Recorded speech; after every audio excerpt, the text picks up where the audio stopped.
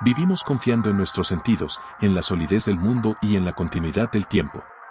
Pero existen teorías científicas, hipótesis cosmológicas y experimentos mentales capaces de alterar el equilibrio mental de cualquier persona sensible, y lo peor es que no son creepypastas de Internet. Hoy veremos varias de ellas, formuladas por físicos, biólogos y filósofos que llevaron la lógica hasta un punto donde lo racional empieza a sentirse como terror psicológico. Sin más que decir, comencemos. Comenzamos con el nivel 1.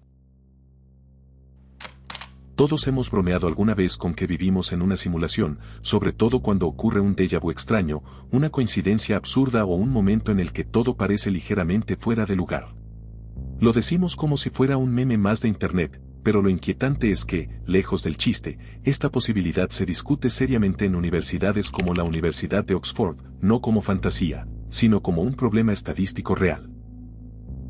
En 2003, el filósofo Nick Bostrom publicó un trabajo que hoy se conoce como el trilema de Bostrom, y no es una teoría que afirma directamente que vivimos en una simulación, es algo más incómodo que eso. Es una estructura lógica que dice que, si aceptas cierto supuesto sobre el futuro de la tecnología, entonces al menos una de estas tres afirmaciones debe ser verdadera. La primera afirmación dice que casi todas las civilizaciones inteligentes se extinguen antes de alcanzar un nivel tecnológico posthumano, es decir, antes de poder simular universos completos con conciencia incluida. En otras palabras, el avance tecnológico tendría una fecha de caducidad, y ninguna especie sobreviviría lo suficiente para jugar a ser Dios. La segunda dice que algunas civilizaciones sí sobreviven y alcanzan ese nivel casi divino de capacidad computacional, pero deciden no ejecutar simulaciones de sus antepasados. Tal vez por razones éticas, tal vez porque no les interesa, o porque consideran inmoral recrear un sufrimiento consciente. Es una posibilidad, pero nos obliga a creer que todos los miembros de esa civilización futura piensan exactamente igual y tienen una moral perfecta, un consenso casi imposible de imaginar. Y la tercera es la trampa, porque imagina que la humanidad sobrevive y logramos encender esas supercomputadoras para recrear nuestra historia millones de veces. De repente, habría millones de mundos virtuales por cada mundo real, y si eso es cierto, por simple estadística, es abrumadoramente más probable que tú y yo estemos en una simulación y no en el universo original. No es ciencia ficción, es conteo probabilístico, ya que de existir una sola civilización capaz de simular miles de millones de conciencias, entonces por cada realidad base habría incontables versiones digitales. Y ni tú ni yo tendríamos ningún acceso privilegiado que nos garantice que nacimos en la original, desde dentro, todo se sentiría igual para nosotros. Ahora bien, hasta aquí esto es filosofía apoyada en probabilidades, pero en los últimos años, algunos físicos han intentado explorar si la estructura del universo podría interpretarse en términos de información. Uno de ellos es Malvin Dobson, de la Universidad de Portsmouth, quien ha propuesto algo llamado segunda ley de la infodinámica. Su hipótesis sugiere que la información física podría comportarse de manera análoga a la energía, e incluso plantea que los sistemas tienden a minimizar la información, algo que él compara con procesos de compresión de datos. Es decir, sugiere que el universo constantemente empaqueta y comprime su propia información como si fuera un enorme archivo .zip, para ahorrar poder de procesamiento. Y lo verdaderamente inquietante es que Dobson no se quedó en la metáfora del universo como computadora, intentó buscar patrones en el mundo real. Analizó cómo evolucionan ciertos sistemas físicos y biológicos, como mutaciones en virus o configuraciones electrónicas en átomos, y sugirió que, en algunos casos, parecen tender hacia estados que reducen la complejidad informacional innecesaria. En palabras simples, es como si la naturaleza prefiriera soluciones más eficientes y menos costosas en términos de información. Ahora, esto no es una ley aceptada universalmente ni una prueba de que vivimos en una simulación. Es una hipótesis en debate dentro de la física teórica, pero lo interesante no es que lo demuestre, es que la idea ya no suena descabellada dentro del lenguaje científico. Porque si la información resulta ser tan fundamental como la energía o la materia, entonces el universo no estaría hecho solo de cosas, sino de datos. Y cuando algo puede describirse como datos, al menos en principio puede ser procesado, y si puede procesarse, no es absurdo preguntarse si también podría ejecutarse. Y ahí es donde la conversación cambia, porque ya no estamos hablando de una metáfora filosófica, sino de una posibilidad estructural. El trilema de Bostrom entra justo en ese punto incómodo, ya que no intenta convencerte de que esto es una simulación. Lo que hace es preguntarte qué crees sobre el futuro porque, si piensas que la humanidad inevitablemente se autodestruirá, entonces la simulación nunca ocurrirá y fin del problema. Pero si crees que vamos a sobrevivir, que la tecnología seguirá creciendo y que algún día tendremos la capacidad de recrear universos completos con conciencias dentro, entonces, estadísticamente, sería extraño que estuviéramos en el único mundo original en vez de en una de las incontables copias.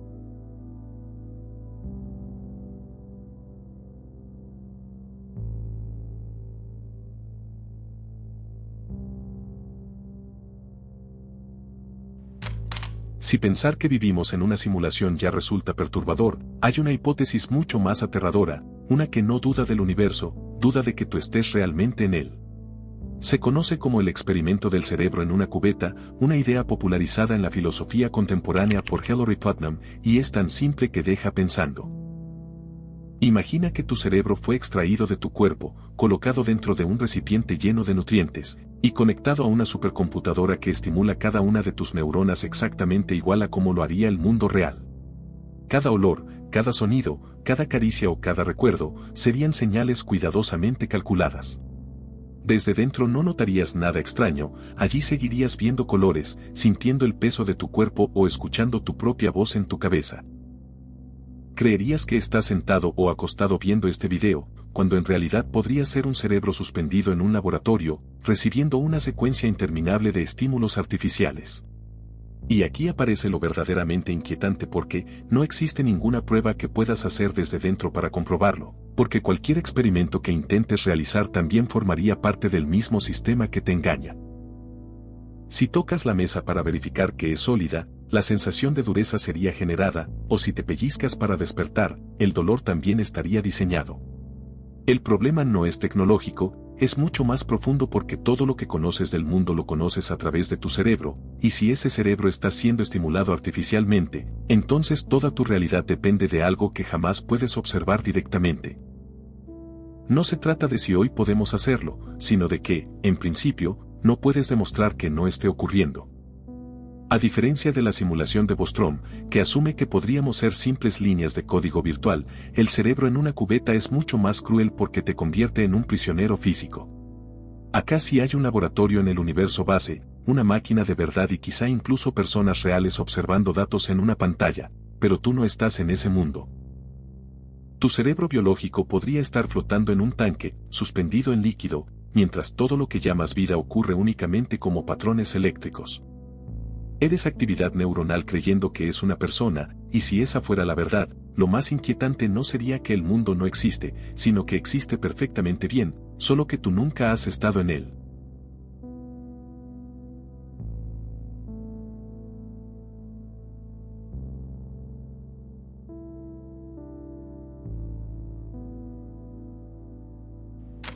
Para entender el gran filtro, primero hay que entender el problema que intenta resolver, y esa es la paradoja de Fermi.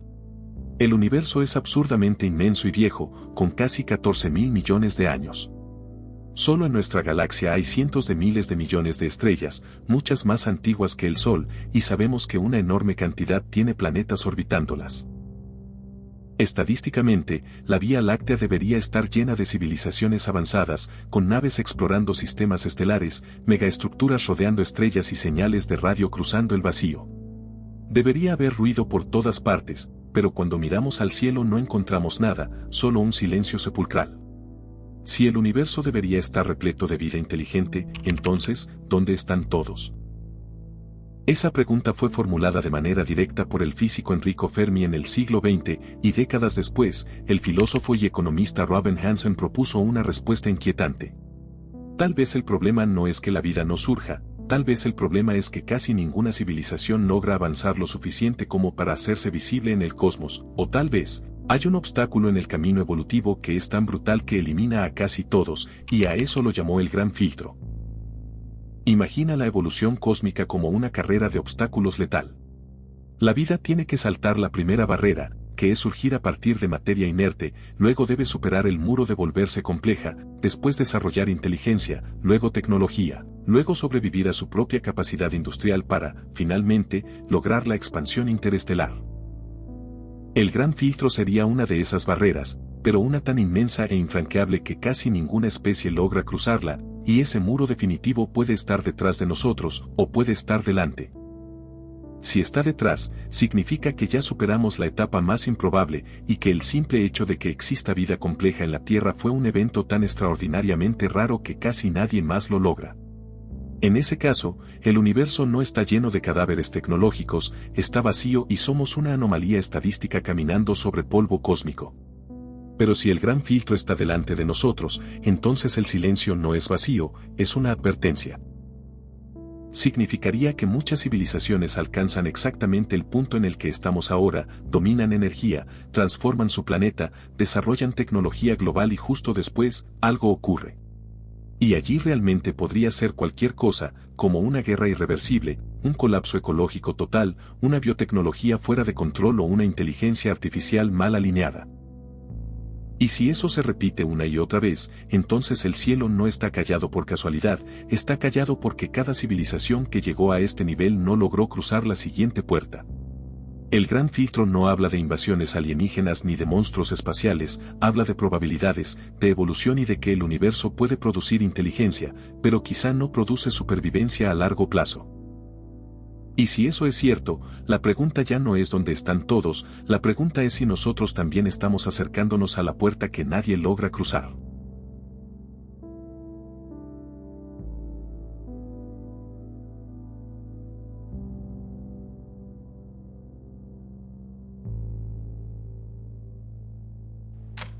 El gran filtro nos deja con la inquietante posibilidad de que las civilizaciones desaparecen antes de volverse visibles, pero existe otra explicación aún más incómoda, una que no dice que el universo esté lleno de ruinas invisibles, sino lleno de supervivientes silenciosos.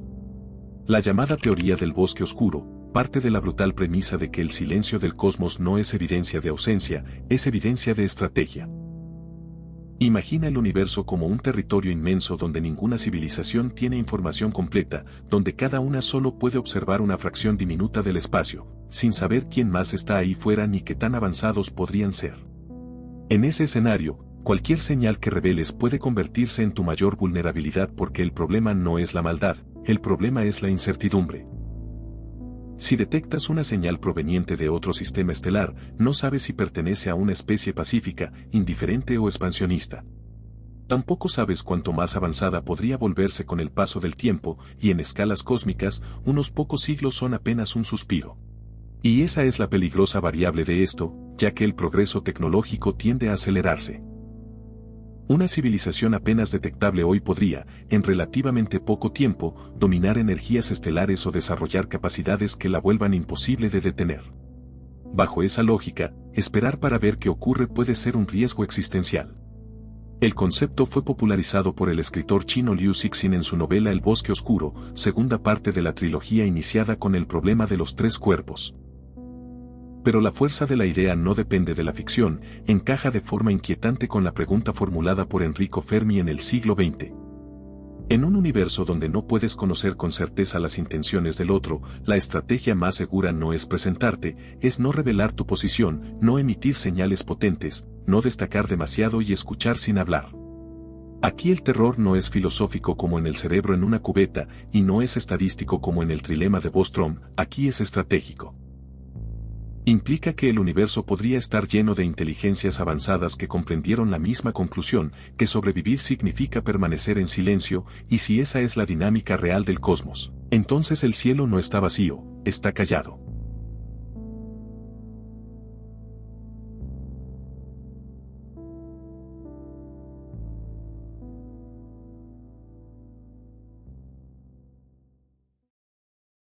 Bajamos al nivel 2.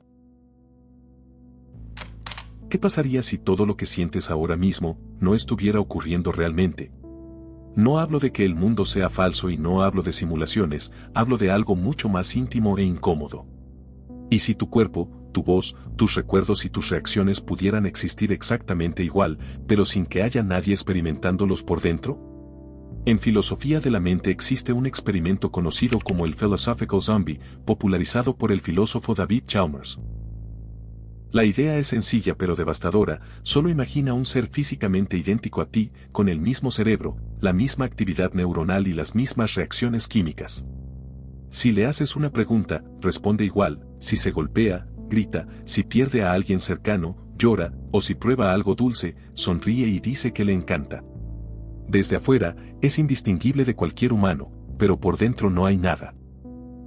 Realmente no siente dolor, no experimenta colores, no hay tristeza real ni placer real, solo procesos físicos ejecutándose con una precisión perfecta. Ahora viene lo importante, porque si podemos imaginar un duplicado físico tuyo que funcione exactamente igual que tú pero sin conciencia, entonces la conciencia no estaría garantizada por la materia. La física podría operar de la misma manera, y no habría experiencia subjetiva ocurriendo. Eso significa que el comportamiento humano no necesariamente tiene que tener un alguien detrás para ejecutarse, un sistema físico suficientemente complejo podría hablar de emociones, escribir poemas, decir me duele o estoy consciente sin que haya experiencia real acompañando esas palabras. Y si la física puede funcionar sin conciencia, entonces lo único que te asegura que hay una experiencia ocurriendo ahora mismo es la sensación de que la hay, nada más. No puedes abrir la mente de otra persona y verificar que realmente siente, solo observa sus comportamientos, gestos y lenguaje, exactamente lo que haría un zombi filosófico perfecto. Podrías estar rodeado de personas que ríen, aman y sufren, pero sin que exista una experiencia interna detrás de sus ojos. Eso ya es inquietante, pero la pregunta más difícil no es sobre los demás, es sobre ti. Todo lo que usas como prueba de que eres consciente, como tus pensamientos, tus recuerdos o tu sensación de estar viendo o escuchando esto, también son procesos que ocurren en tu cerebro, y en el experimento mental esos mismos patrones pueden existir sin experiencia. Imagina que la conciencia no es lo que produce tus acciones, sino algo que simplemente aparece junto a ellas, algo que no influye en el mecanismo y que no es necesario para que el sistema funcione. Si eso fuera cierto, podrías perder la conciencia y nada cambiaría externamente, tu cuerpo seguiría hablando, seguiría moviéndose y seguiría diciendo cosas, pero no habría nadie viviendo esa experiencia desde dentro. Lo más perturbador del zombi filosófico no es que pueda existir, es que no hay una forma clara de demostrar que la conciencia sea inevitable. Podría ser algo frágil, algo que la física no necesita para operar, y todo lo que te convence de que hay una mente detrás de la mirada de alguien podrían ser solo patrones de comportamiento, exactamente los mismos patrones que podría exhibir un sistema vacío.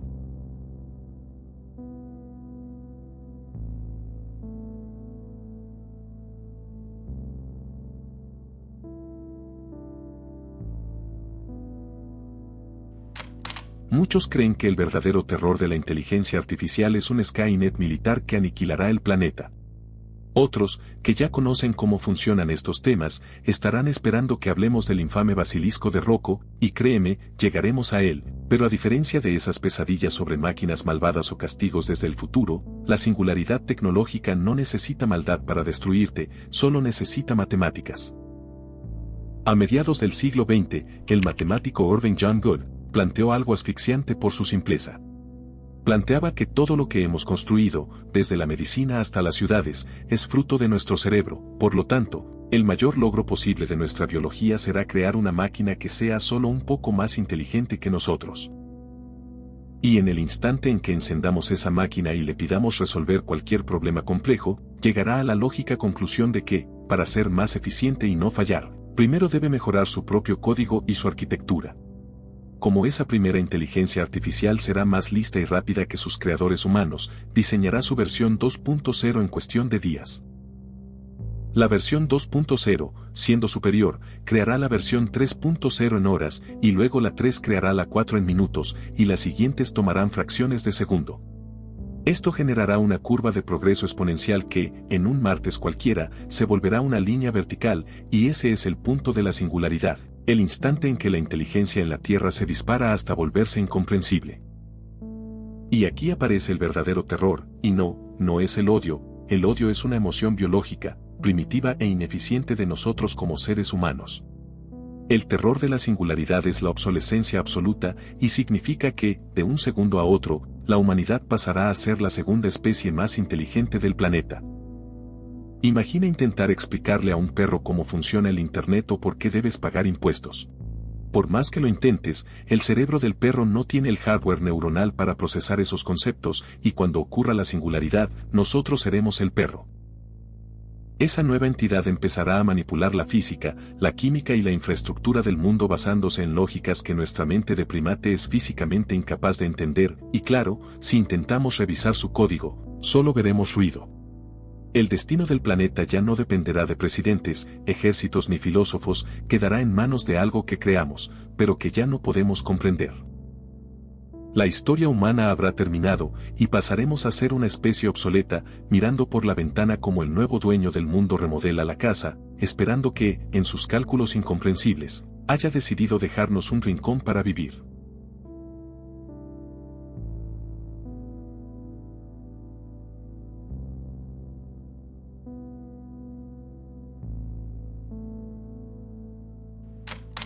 ¿Y si la vida no estuviera diseñada para perdurar, sino para tensionar constantemente las condiciones que la sostienen? Durante mucho tiempo se popularizó la reconfortante idea de que la biosfera tiende al equilibrio, que los sistemas naturales se autorregulan y que, en conjunto, la vida mantiene condiciones estables para continuar existiendo. Sin embargo, el paleontólogo Peter Ward propuso una hipótesis que desafía directamente esa intuición.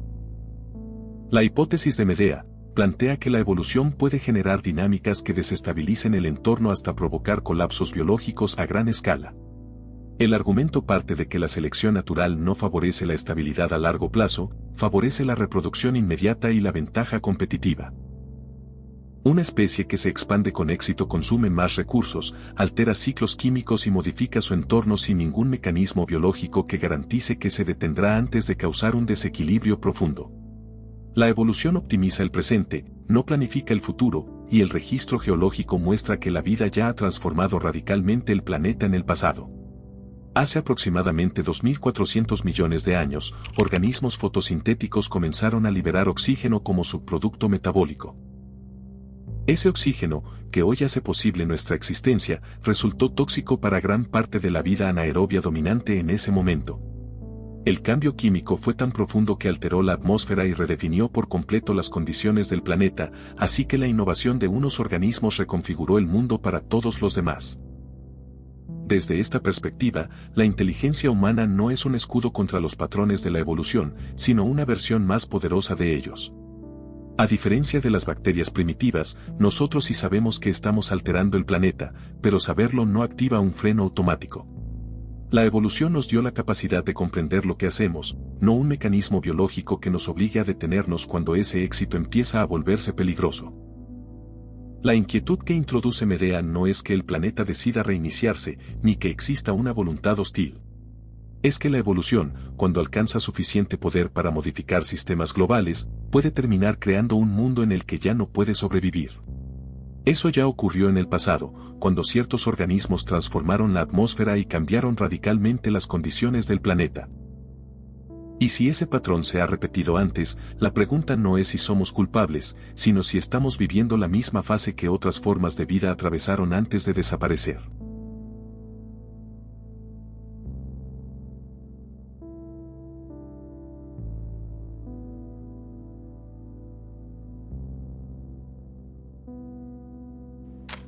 En psicología, existe un concepto fascinante y asfixiante llamado la teoría de la gestión del terror.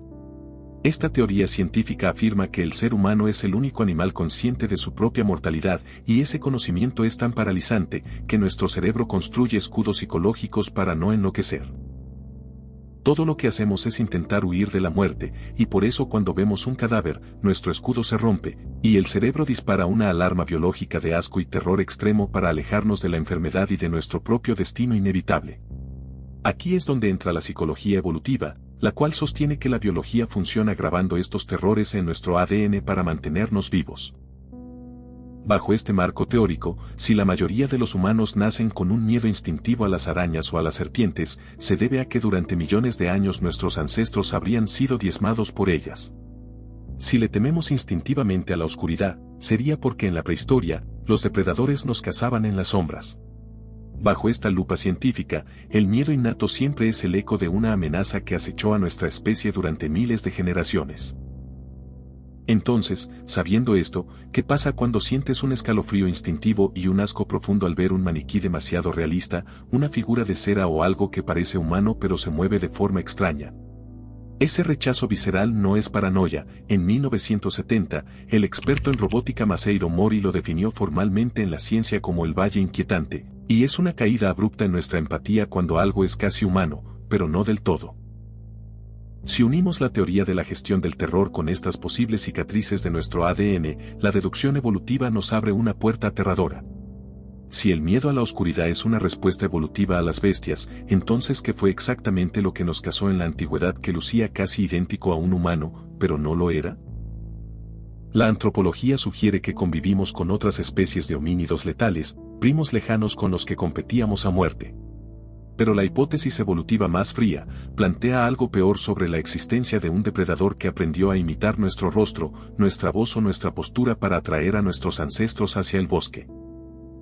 Algo tan despiadado y persistente que la evolución habría tenido que programar una alarma de terror en nuestra sangre para advertirnos que eso que nos llamaba desde la oscuridad no era uno de nosotros. Ese monstruo, de haber existido, quizá desapareció hace milenios y quizá ya no está ahí afuera, pero lo verdaderamente perturbador es que la cicatriz genética seguiría intacta. Así que la próxima vez que sientas ese escalofrío al ver un rostro que parece humano pero tiene algo extraño, recuerda que podría no ser tu imaginación, podría ser tu propio ADN diciéndote que corras, recordando a un depredador que la historia olvidó pero que tu sangre aún recuerda.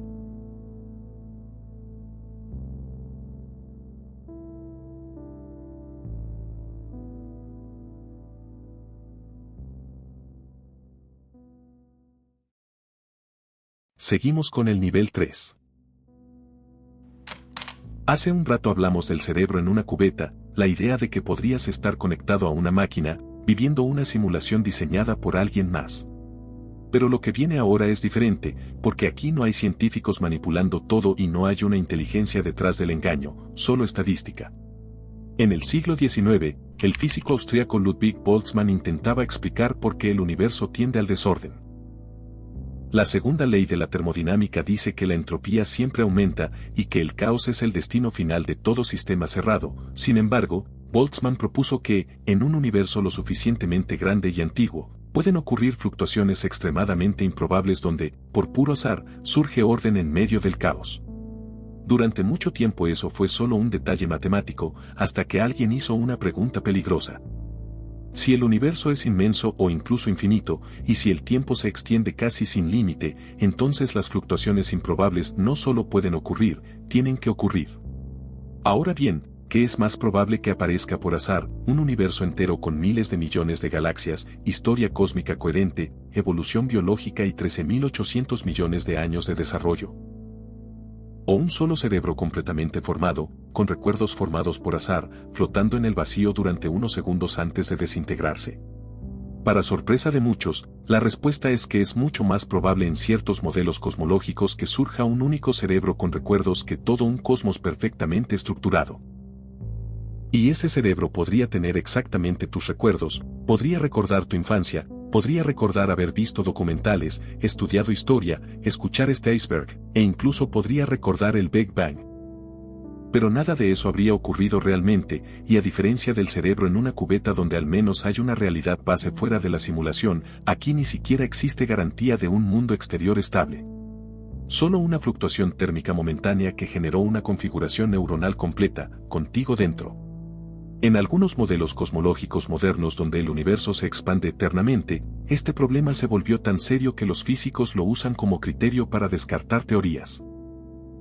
Porque si un modelo predice que la mayoría de los observadores conscientes serían estos llamados cerebros de Boltzmann, entonces estadísticamente tú deberías ser uno. Y si tú eres uno, entonces el pasado no es evidencia, la memoria no es prueba y la continuidad no es garantía. Tu sensación de haber vivido décadas podría ser parte de una estructura que acaba de formarse hace menos de un segundo, y lo más perturbador no es que el universo pueda acabar, es que, para ti, tal vez nunca comenzó. Quizá no hubo evolución, no hubo estrellas formándose y no hubo historia humana, solo un instante de conciencia generado por azar. Y si eso es cierto, no hay experimento posible que pueda sacarte de la duda, porque cualquier prueba que intentes hacer también sería parte de esa misma fluctuación. Si el cerebro de Boltzmann es una consecuencia real de ciertos modelos físicos, entonces existe una posibilidad, pequeña pero no nula, de que todo lo que crees haber vivido sea solo el contenido de un cerebro que apareció espontáneamente en el vacío y que desaparecerá en el siguiente parpadeo cósmico.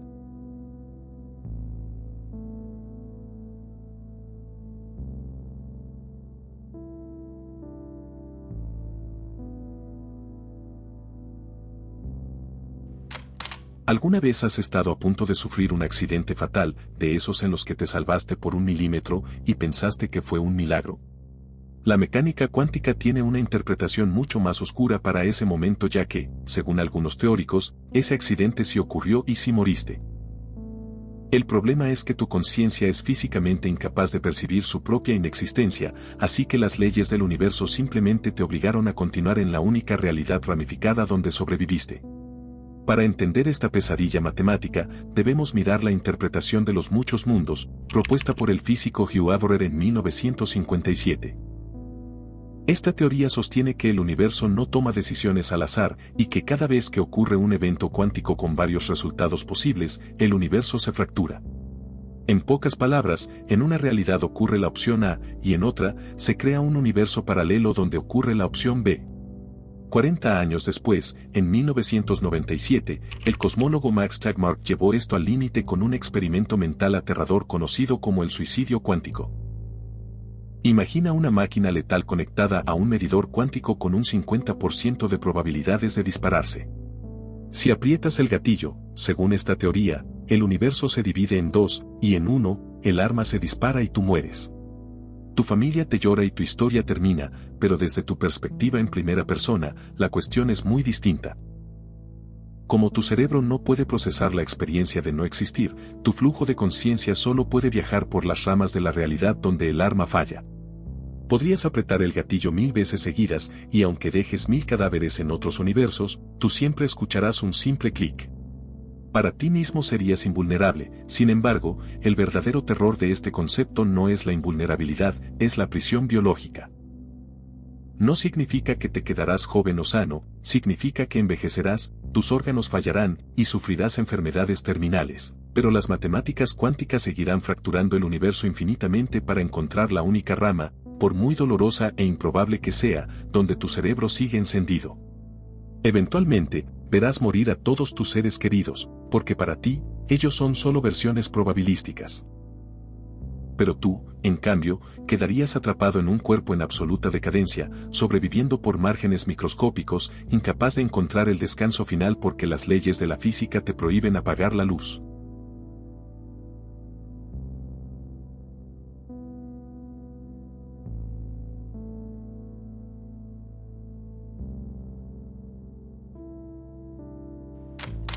Siempre nos han dicho que el conocimiento es poder y que la ignorancia es debilidad, pero en la teoría de decisiones, esto es al revés.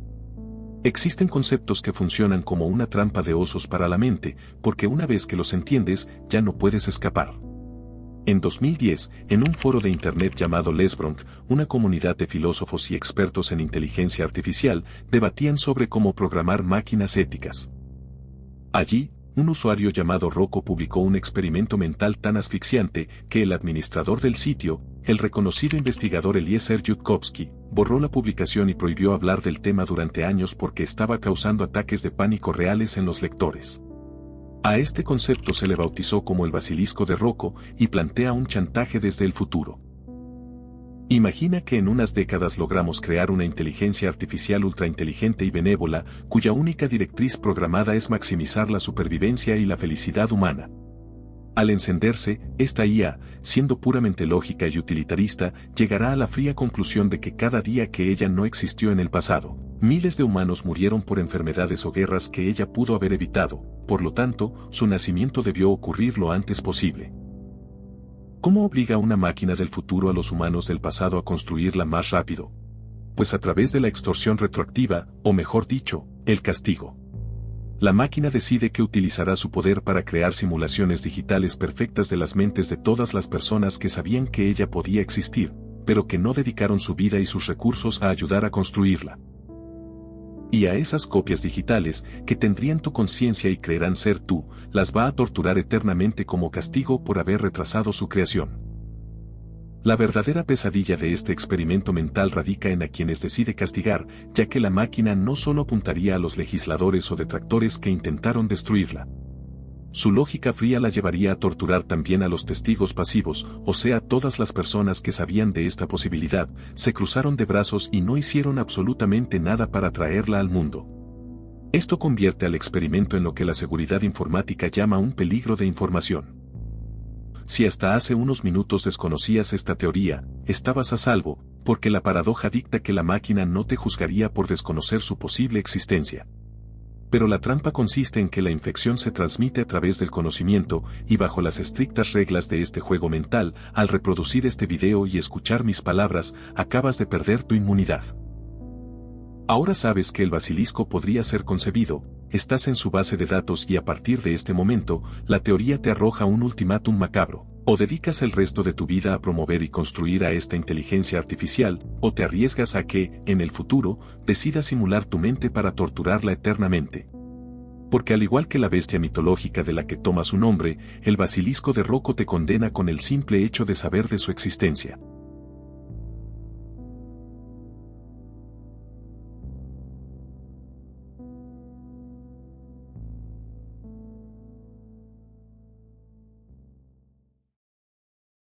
Y bajamos al nivel 4. Desde pequeños nos enseñan que la Tierra es nuestro hogar, casi como si estuviera hecha a nuestra medida, pero si miras con atención, el planeta no parece diseñado para nosotros. El sol nos quema, el frío extremo nos mata, la gravedad nos desgasta las articulaciones y una mínima alteración ambiental puede poner en riesgo nuestra supervivencia. La biología evolutiva no sostiene que el mundo esté afinado para nuestra existencia, sostiene, de la forma más fría pensable, que nosotros nos adaptamos lo suficiente para no morir. No somos el resultado de un entorno perfecto, somos el resultado de millones de mutaciones al azar y selecciones que funcionaron apenas lo necesario para continuar. Si rebobináramos la historia del planeta y la repitiéramos desde cero, es extremadamente improbable que el ser humano volviera a aparecer. El planeta no está optimizado para nosotros, nosotros nos ajustamos provisionalmente a él y esa ventana de ajuste puede cerrarse. Pero, si la Tierra no fue hecha para nosotros, entonces ¿cómo es que estamos aquí?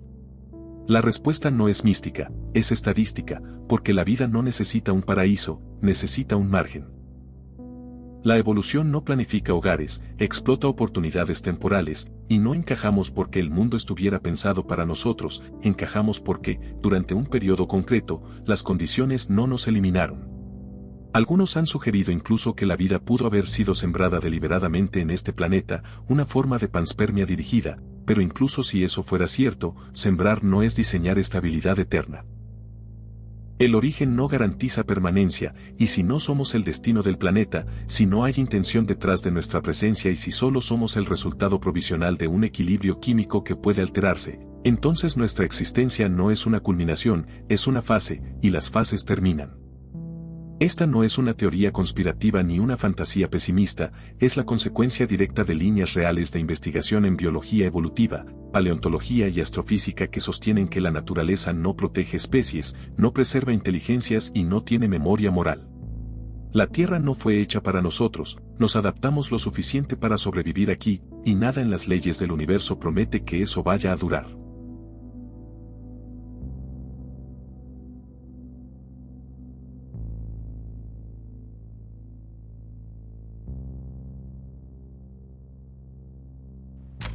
Damos por hecho que el pasado ocurrió, que nuestra infancia sucedió y que los eventos dejaron rastros reales que podemos estudiar.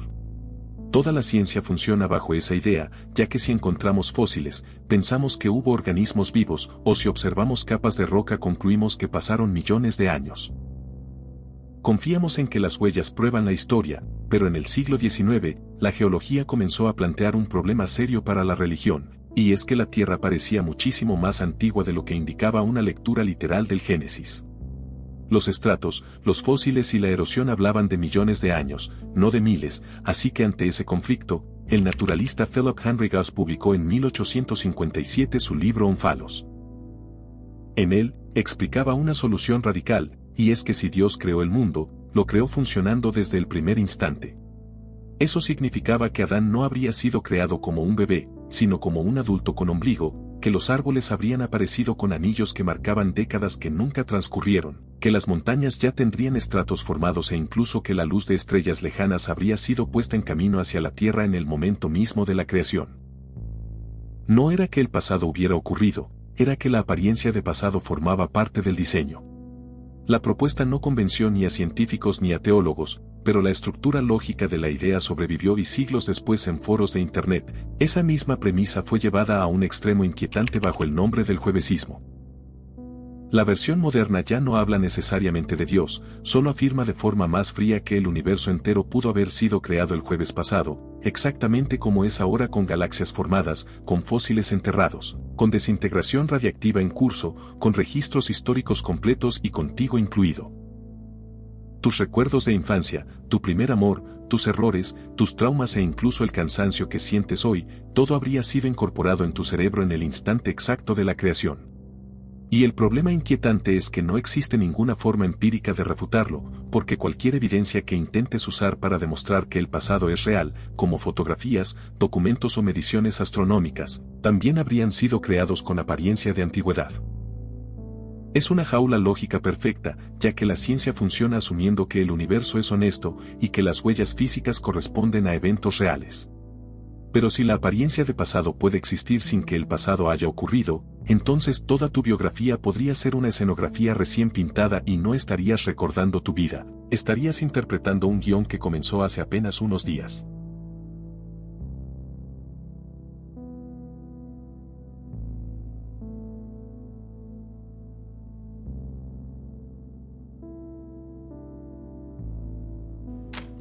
Si te pregunto cómo se acabará el mundo, probablemente pienses en un asteroide gigante, un invierno nuclear o el sol engullendo la Tierra.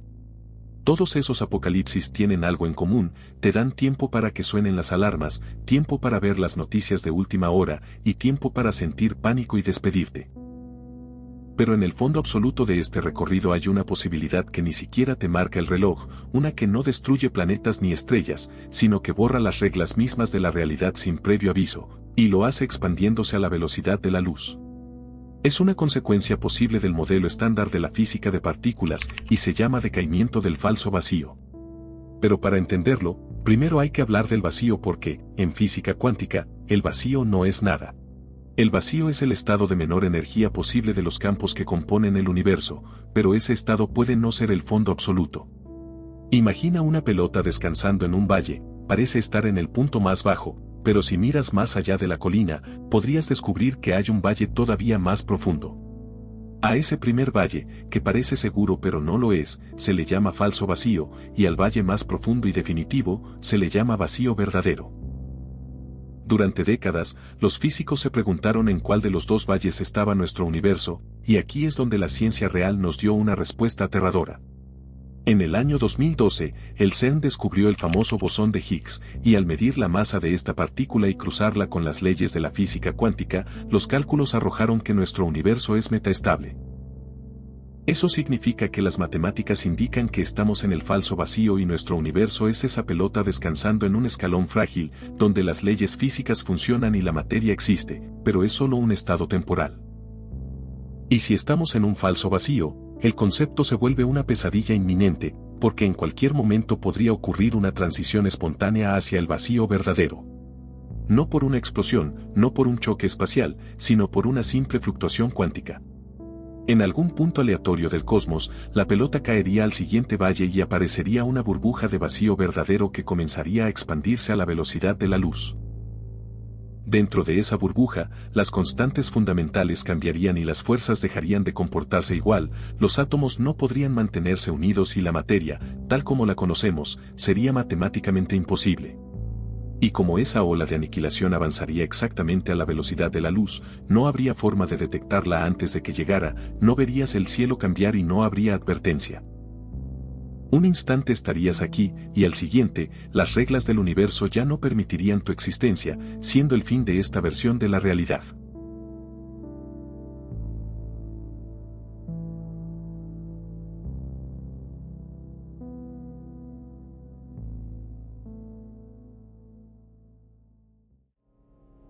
Quizá no todas estas teorías terminen siendo verdades absolutas, pero lo cierto es que logran fracturar nuestra tranquilidad y nos dejan pensando, y al final del día ese viaje mental es lo que hace a estos temas tan interesantes. Si llegaste al final y te atrapó el tema de hoy, te invito a suscribirte y a activar la campanita, de esa forma YouTube siempre te avisará cuando subo nuevo video, o al menos lo intentará. Y por supuesto si te pareció entretenido deja tu pulgar arriba, y comenta qué otra teoría o hipótesis aterradora conoces. Desde acá le enviamos un saludo especial a la maravillosa Tomoyo, quien realizó las espectaculares miniaturas que viste en este video. Gracias nuevamente por acompañarme en una nueva entrega, nos veremos muy pronto con un próximo enigma, esto fue el Laberinto del Misterio, hasta pronto.